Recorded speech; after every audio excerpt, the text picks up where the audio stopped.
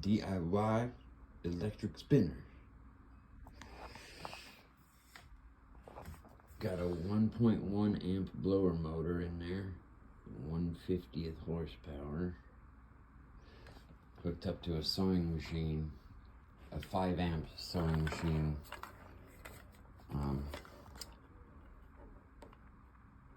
Speed controller, old one, Kenmore. Gets hot, so,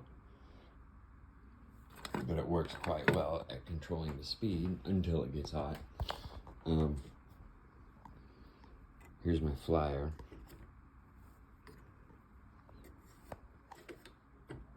It runs quite well for quite a long time. This is a first spool of yarn made of wool from the hide of a sheep that was it was a seat cover, and now I shaved it all off and dyed it and turned it into yarn. I've been using Rollags because the staple length is quite short. So it turns out to be a lot easier to draft when it's in a Rollag. Oh yeah, and here's my DIY loom. It's a 4-shaft loom. I'm just waiting on the heddles. I'm gonna get some Texsolve string heddles. It's got a 10 dent. A 10 dent reed.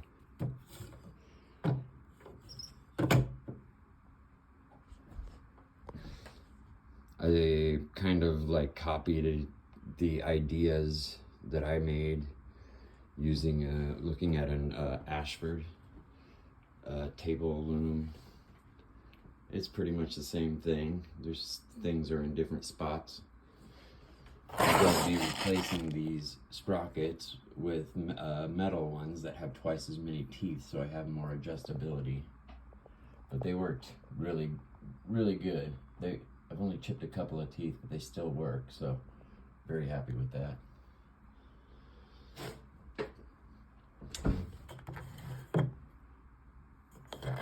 The mechanism works wonderfully, and this was pretty fun too. You just have some 1/4 inch round stock running through the center here. It's perfectly centered this way, but it's like a 32nd of an inch off this way. So you can see how it says it's high. This is the high side. This is the low side. So as it's spinning, it kind of does this little up and down movement, but it's barely noticeable. So, I mean, I'm just critiquing myself, but it's barely noticeable. Got all these hooks so you can put the yarn wherever you want it. And these ones are offset a 1/2 inch from the other ones over there so that you have more variability. And you can also turn the hooks to sort of steer it off to the right or left if you need to.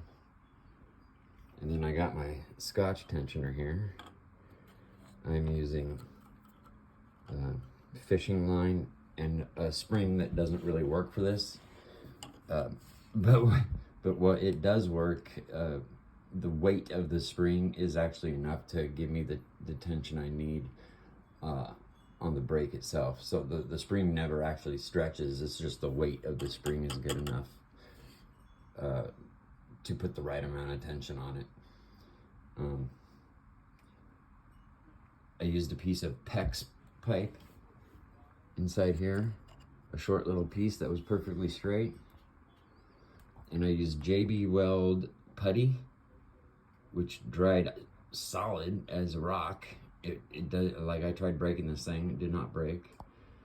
And then I used a hole saw right here. You can't see it, but I used a hole saw right here going in at this direction on the end of it to carve out the shape that was the perfect size for the PEX to slide into. And then I glued it in place with the JB Weld.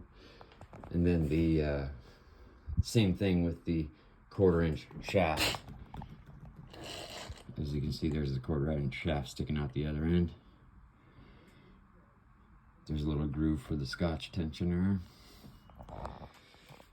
And then the drive band is a poly, is just some braided poly cord that I rubbed it down real good with some beeswax to make it stickier on this. And this is a old spool of thread, like a thread spool. All I did was bore this out to the size of the motor shaft and use some more of that good old JB Weld, and it's in there permanently now. One thing important, if you're going to make a spinner, concentricity is key. You got to keep everything concentric, centered, and balanced. Otherwise, you have vibration. And the 3 things that destroy mechanical devices are heat, dirt, and vibration. You don't want that.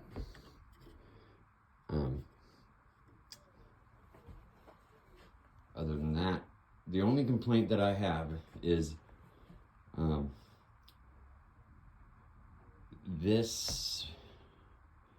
the RPMs of the motor are like 3,000 RPMs, and you only need to be running this maximum 600 RPMs. So I'm only using the pedal at half throttle, and you kind of have to keep your foot there. And so when it gets hot, it's old, so